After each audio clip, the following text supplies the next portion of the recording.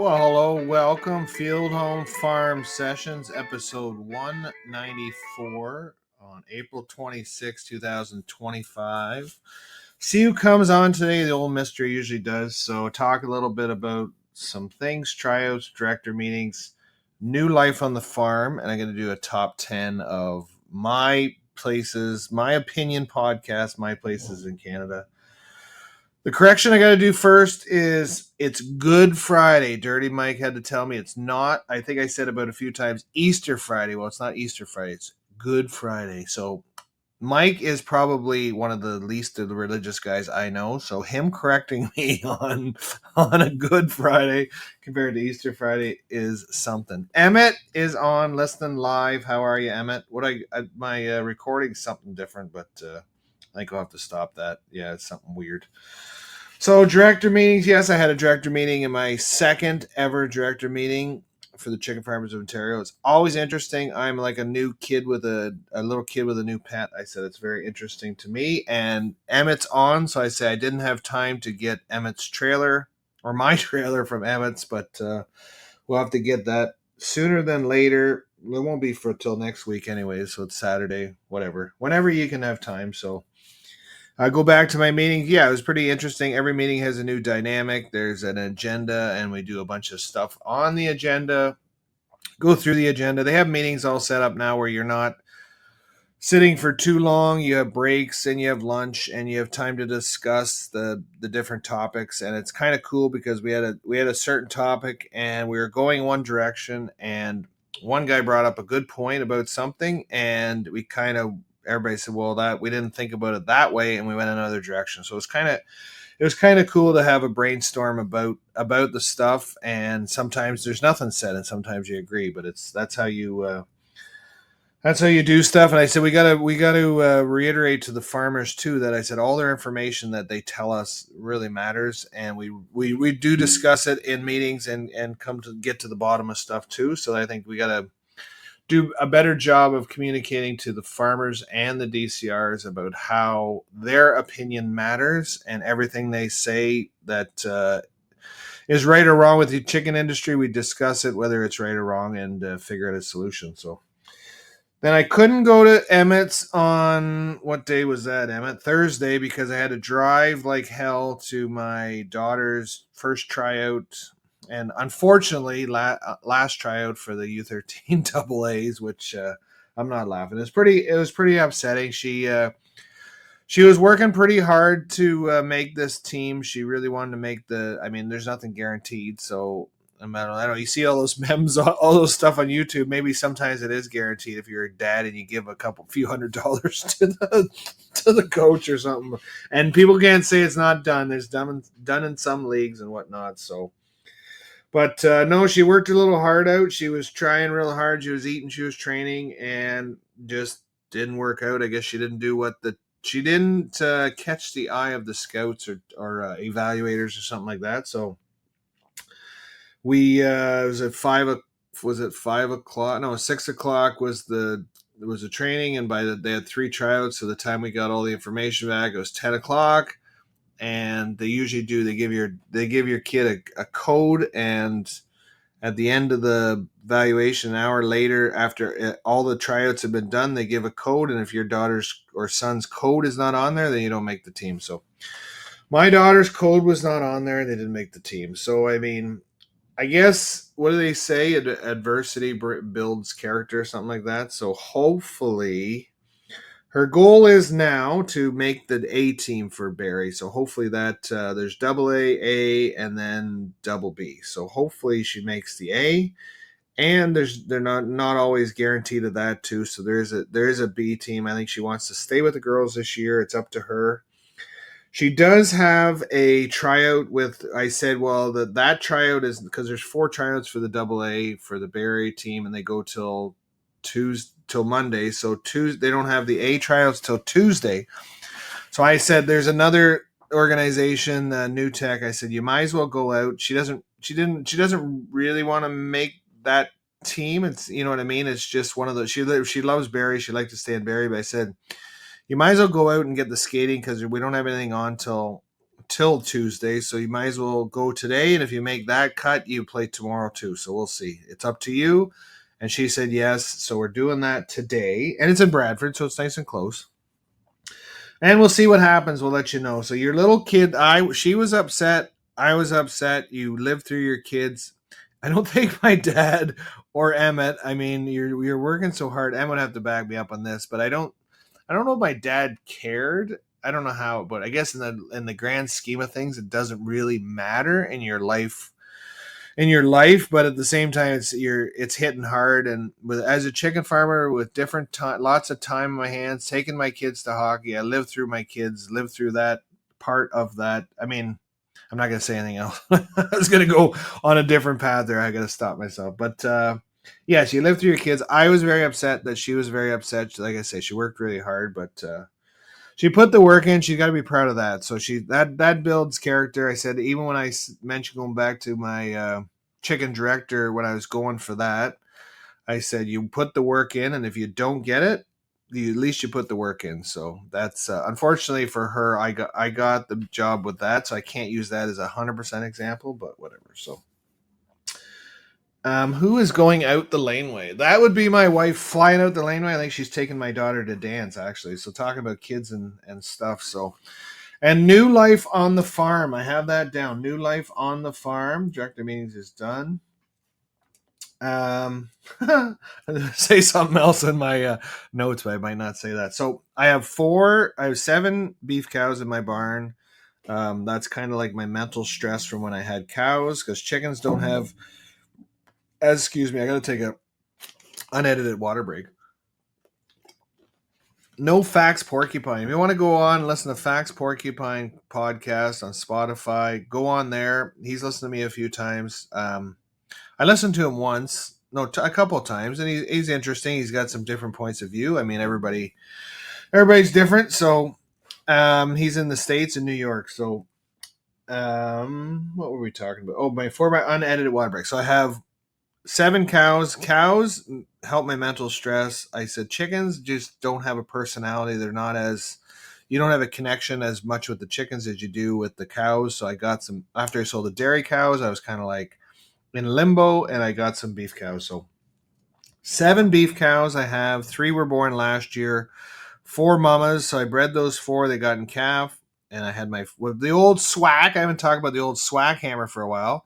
The old SWAC, I think he might have done the preg checks, but his other guy did set them up and everything else. So yeah, I think SWAC did the preg checks. We went out to St. Louis for a little lunch after that. I think I told you that last year. So Emmett, you got 141 hearts. I think you're close to the mystery. Mystery was very dedicated for a while. So the first one, which is funny because the first one is a daughter of one of the other 3, and she was old enough that she was the first one that had the baby. So the other 3 are still pregnant now as a boy, and they had it when I was away at the meeting. So my daughter sent the picture, and same as always, maybe it's not healthy. I think it got stepped on. Maybe it's not drinking. I said, well, just let it be. And guess what? It's living, and it was drinking this morning. So everything's good. I separated the cows, 2 cows from the other one, just so they'd be by themselves, which is a little more work.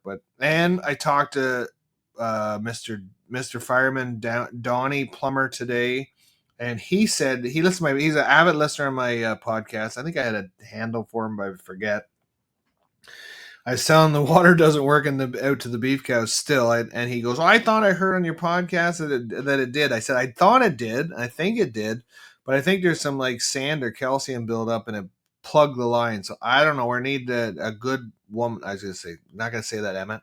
A good blower to get this pipe emptied or something like that. So we'll get that on. So so there's 3 more due. And it's not like the dairy, it's not sex semen. And Big Roy, he was in this morning, and he was getting his lawnmower. Oh fuck, I gotta talk about the weather. It's insane. So, and Big Roy says that calf's worth $1,700. I said, I don't know about that, but maybe it is. That calf's worth $1,700. Maybe I could sell that little baby bull calf to market, but I think I'll keep it for a little bit. Maybe sell. I was going to cut up the other ones, the boys from last year, and maybe put them in my freezer, but we'll see. It's up in the air. So We got 1 calved, 3 more due, and like I said, it's God's way. The cows are going to calve. They're on their own. It's not like dairy where I'm going to baby the shit out of the cows and make sure the calf's born, and then you got to milk the cow. And sorry, Emmett, I'm not trying to talk in a negative view, but the beef, the beef are on their own and they can do what they want. And I haven't lost any yet, so it's been good that way. So Big Roy stores his lawnmower here in the wintertime because he's helped me do countless things, thousands of things on the farm. So he says, you got a spot for my lawnmower because I had some room. So yeah, he puts it there. So he was going to get it today. And he says, no, I'm not getting it today. So as one person said yesterday, this is a 3 clothing day. So you start out right now. I got yesterday morning. I started with my long johns on. I got your coat on. I actually got I don't think I have the toque today. I just got a ball cap. Usually a toque.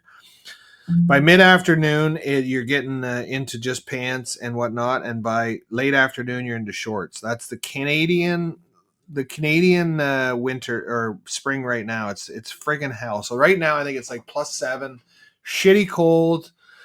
Kind of spit and rain a little bit. They're supposed to put fertilizer on the wheat. They kind of started yesterday and then they broke down. So I don't know. The one girl, I don't think they listen. So there's two companies I deal with. Co-op I dealt with years ago, and then I dealt with Holmes Agro in the last couple of years. Well, then the Holmes has done my fertilizer, and then I said to her, I text her and I said, well, I'm going to get Co-op to do my wheat and you can do my corn, and no response. So usually if I said, can you come do my wheat, she would be out here and fertilize and everything else. So I think she's a little pissed off, but I said Co-op should be pissed off with them because I use them. So whatever, they can get pissed off themselves. Not going to worry too much about it. So weather's shit, but it's only going to get better. Let's put it that way. And then to finalize my episode today, I wrote down a little top 10. I'm going to start doing a little top 10. I think I started doing it a long time ago and I got sidetracked.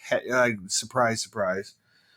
So I do my top 10 places to live in Canada or visit. And this is the Chicken Man's opinion. So it's like opinions like assholes. Everybody has one. So you can have your own opinion, and you can definitely text and email in Field Home Poultry on Instagram or my name.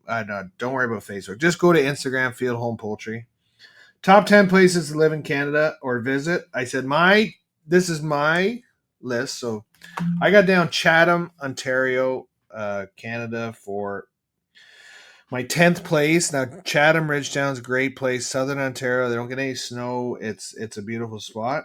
Number 9 is the Muskokas. Now I know some people would have that a little bit different, but my opinion is it's a great place to visit, and then in your 20s to 50s, it's a great place to visit. I wouldn't want to live up there. There's not a lot of money to be made up in the Muskokas. People don't want to pay as much, anyways, it's a great place to visit, and that's about it. I'm a farmer. I love to farm. So Guelph is my number 8th place. I said I went to school there. I worked there after. I said it's getting like everywhere else. Every other little town in Ontario is getting too built up. Now Emmett is just outside of Guelph. He's in the Rockwood area, but Guelph is one of my favorites, and now, coincidentally enough, my chicken board meetings are in Guelph, so it's pretty good. Number 7 is St. Mary's, Ontario. Now, if you've never been to St. Mary's, get up to St. Mary's. It is just a beautiful landscape of the world. It's great farmland, great culture. It's near Stratford. I could have had Stratford down there too. Near Stratford, beautiful spot. These are all Ontarios, but now we're going to venture out east and go to Halifax. If you've never been down to Halifax, make a point of going to Halifax. Beautiful. If you're going to do it, really, you drive out there and drive along the St. Lawrence and just see one side of I think your left side is the St. Lawrence River. The other side is just farmland. Beautiful spot in Ontario. Then you go to Alexander Keith's Brewery in Halifax too. And most of these places, I did have number 10 Vancouver Island. I'm thinking, well, but I've never been there, so why would I have Vancouver Island? So I crossed that off the list, and I'm sure it's beautiful too. I've never been there. Silly Jackie, how are you? These are my top 10 places in Canada to visit or to love. So I got number 6 down as Halifax. Number 5 is Newfoundland. If you've never been to Newfoundland, make a very big point of going there. It is one of the best places in the world. It is the culture and the people there are just so laid back, so friendly. It is just they have fun on a Monday night every time. Now, mind you, I was there in July. Did a little different than going in January and February when it snows about a foot or 2 feet every friggin' everything. Hello, silly Jackie. She says, "Hello, I'm well. I hope everything's good." So Newfoundland, if you've never been there, get out there. I think it's a 3 hour plane ride from Toronto, so it doesn't even take that long. Go for the weekend in July, in August. Get out there, see the world. It's beautiful. Number 4 is Quebec City. Quebec City is one of my favorites. I haven't been there since I was probably 14, but I said I remember it to a T. Great culture, great city, beautiful scenery. Language barrier could be something to be a negative on, but they do speak English if you want. Kelowna area, I don't. People would say, why don't I have this first? Because Kelowna, Sicamous, Enderby, and BC. BC girl, love my Kelowna, but we were there for a hockey tournament. People have heard that in the past. It is the most gorgeous place in Canada. Kelowna, a bit far away. That's why I like the other ones. I was born in Ontario, raised in Ontario. I say you can switch all these around and have your own list, or text me and tell me if you like one better than the other. But Kelowna area, it is just beautiful lakes and mountains and just culture. I've heard Kelowna, the city, has gone downhill a little bit with homeless and a bit of crime and just different things. But when I was there, it was amazing. So the number 2 on my list is the Bradford area. No, no, I live here, so I have to do that spot. I love the place, love the land. Great land to grow crops on. Great culture. The area, like Newmarket, you're not far from Toronto. An hour and a half. Airport's an hour. It's a great spot. Raised a family here, so that's number 2. And my number 1 area in Canada is the Huntsville area. Sandy lakes, beautiful lakes around the Huntsville area. Just a good place to relax. You get up there. It's an hour and 40-minute drive from here with no traffic. Straight north. You get up there. You drive in the cottage laneway. You crack a beer and you look at the lake, and it's beautiful. It helps you relax. It just takes away everything. Emmett's been up there a couple times. Mystery and Roscoe want a boys weekend, so we'll have to get that in order. Emmett, Roscoe, Mystery, and we got to get a couple other people going. So that is my top 10. You can alter it, change it. In Canada, for what I got, Canada, I had a picture of my old cock shot tractor online. Instagram, like I said, Silly Jackie. Go to Field Home Poultry on Instagram. You can check out my website. Thank you for listening today, Silly Jackie and Emmett Foster. It was great hearing from you. We will talk to you very soon, and thank you for listening.